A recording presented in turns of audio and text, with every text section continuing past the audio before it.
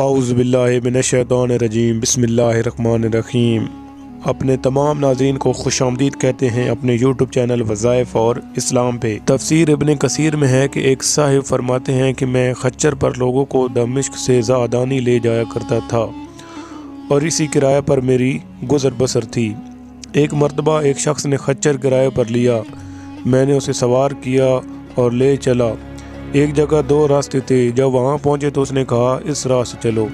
میں نے کہا میں اس راہ سے ناواقف ہوں، سیدھی راہ تو یہی ہے۔ اس نے کہا نہیں، میں پوری طرح واقف ہوں، یہ بہت نزدیک کا راستہ ہے۔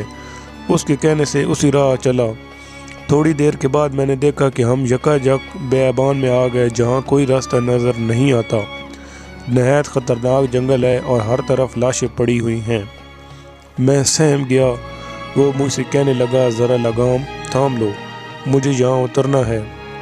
میں نے لگام تھام لی اور وہ اترا اور اپنے کپڑے ٹھیک کر کے چھری نکال کر مجھ پر حملہ کیا۔ میں وہاں سے سر پھٹ بھاگا، لیکن اس نے میرا تعاقب کیا اور مجھے پکڑ لیا۔ میں نے اس کی منت و سماجت کی، لیکن اس نے خیال بھی نہ کیا۔ میں نے کہا اچھا، یہ خچر اور کل سامان جو میرے پاس ہے تو لے لے اور مجھے چھوڑ دے۔ اس نے کہا یہ تو میرا ہو ہی چکا ہے، لیکن میں تجھے زندہ نہیں چھوڑنا چاہتا۔ میں نے اسے اللہ کا خوف دلایا، آخرت کے عذابوں کا ذکر کیا، لیکن اس چیز نے بھی اس پر کوئی اثر نہ کیا اور وہ میرے قتل پر تلا رہا۔ اب میں مایوس ہو گیا اور مرنے کے لیے تیار ہو گیا اور اسی سے بامنت التجا کی کہ آپ مجھے 2 رکعت نماز ادا کر لینے دیجیے۔ اس نے کہا اچھا، جلدی پڑھ لے۔ میں نے نماز شروع کی، لیکن اللہ کی قسم میری زبان سے قرآن مجید کا ایک حرف بھی نہیں نکلتا تھا۔ یوں ہی ہاتھ باندھے دہشت زدہ کھڑا ہوا تھا اور وہ جلدی مچا رہا تھا۔ اسی وقت اتفاق سے یہ آیت میری زبان پر آ گئی، امن یجیب المضطر اذا دعا و یکشف السوء۔ اللہ ہی ہے جو بے قرار کی بے قراری کے وقت دعا کو سنتا ہے اور قبول فرماتا ہے اور بے بسی، بے کسی، سختی اور مصیبت کو دور کرتا ہے۔ پس اس آیت کا زبان سے جاری ہونا تھا جو میں نے دیکھا کہ بیچوں بیچ جنگل میں سے ایک گھڑ سوار تیزی سے اپنا گھوڑا بھگائے نیزہ تانے ہماری طرف چلا آ رہا ہے اور بغیر کچھ کہے ڈاکو کے پیٹ میں اس نے اپنا نیزہ گھسیٹ دیا جو اس کے جگر کے آر پار ہو گیا۔ اسی وقت بے جان ہو کر گر پڑا۔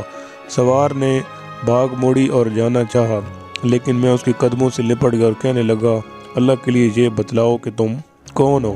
اس نے کہا میں اسی کا بھیجا ہوا ہوں جو مجبوروں، بے کسوں اور بے بسوں کی دعا قبول فرماتا ہے اور مصیبت و آفت کو ٹال دیتا ہے۔ میں نے اللہ کا شکر ادا کیا اور وہاں سے اپنا خچر اور مال لے کر صحیح سالم واپس لوٹا۔ دعوت الحق، اسی کو پکارنا حق ہے، اس کے سوا نہ کوئی پکار سن سکتا ہے اور نہ مصیبتوں اور پریشانیوں کو دور کر سکتا ہے۔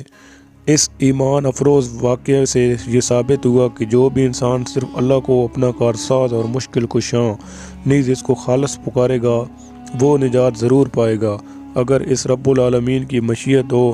اللہ تعالی ہمیں توحید پر مبنی عقیدہ نصب کرے، آمین۔